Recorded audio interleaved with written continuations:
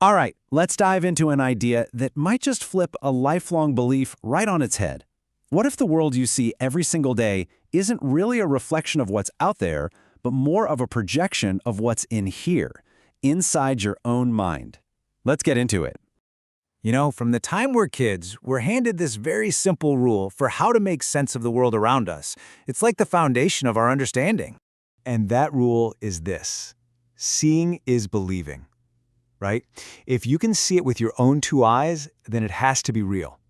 That's pretty much our gold standard for what's true. But hang on a second.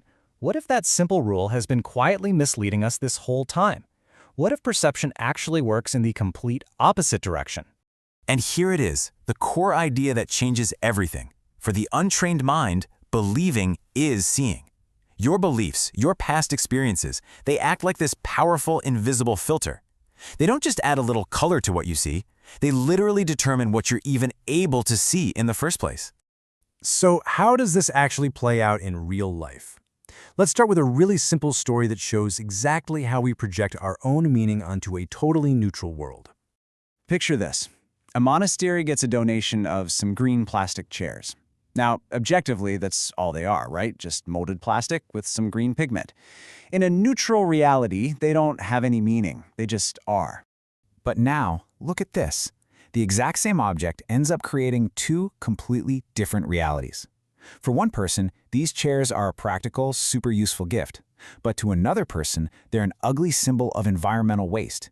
The chairs themselves, they haven't changed one bit. The only thing that changed was the internal experience of the person looking at them. And that is the whole key. Qualities like good, bad, useful, or ugly, they don't actually exist in the chairs.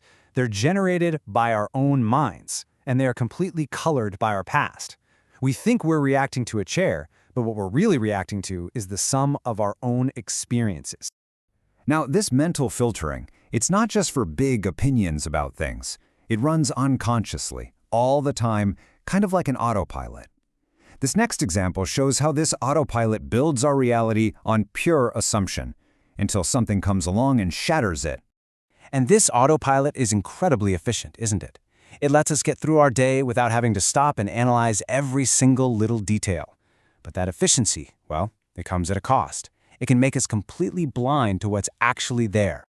This example is just perfect. Think about it. Every day you open the silverware drawer, but you're not really seeing it. Your mind's on autopilot, it just assumes, yep, forks, spoons, knives, and you grab what you need.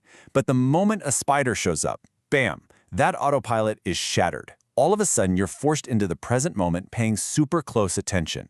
You're finally seeing the drawer as it truly is, not just as your memory of it.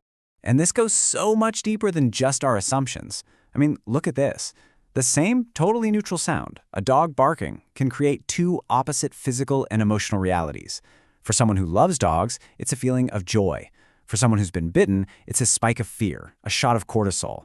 The sound from the outside is identical. The reality on the inside is created entirely by past conditioning. So, what happens when you stack a whole lifetime of these automatic reactions, one on top of the other? Well, they start to build something much bigger and way more restrictive.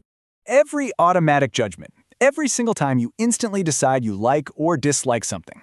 Every conditioned reaction, like that flash of anger in traffic or the anxiety you get from an email notification, each one is like a single building block. And over time, these individual bricks, they join together. They build a wall that surrounds you, that defines your limits, and ultimately becomes your reality. This is what you could call the conditioned prison. It's this state of living within the limits of your own distorted views and habit patterns. And the most dangerous part? You start to mistake the prison walls for your own identity. You begin to think, well, this is just who I am. So why don't we see these walls? This quote is so profound. We don't see things as they really are because on some level, we're not strong enough to. It's not that the truth is hidden from us, it's that we're actually afraid to look. We're scared that if we really truly examine the walls, the entire identity we've built inside of them might just crumble. Okay, I know this might sound a little bleak, but here's the turn. Understanding the prison's architecture is actually the most empowering thing you can possibly do. Because if you're the one who built the walls, that means you also hold the key to your own freedom. This right here is the crucial pivot. It's the moment you stop blaming traffic or your boss or the world for your problems. You realize the prison isn't out there, it's the lens you're looking through. And that is fantastic news, because that lens is the one thing you have complete power to change. So what's the practice? How do you actually do this? Well, this slide lays out the simple but totally radical way out. It's not some grand, complicated escape plan. It's just this. The next time you feel a strong, immediate reaction to something, just pause. Question it. Remind yourself that your first take might not be the absolute truth. And then consciously choose to take another, more careful look. Because if believing really is seeing, then an incredible amount of power is returned to you. It means that with a little awareness, you get to choose. You can dismantle that prison brick by brick. So the only question left is the one right here on the screen. What reality will you choose to see?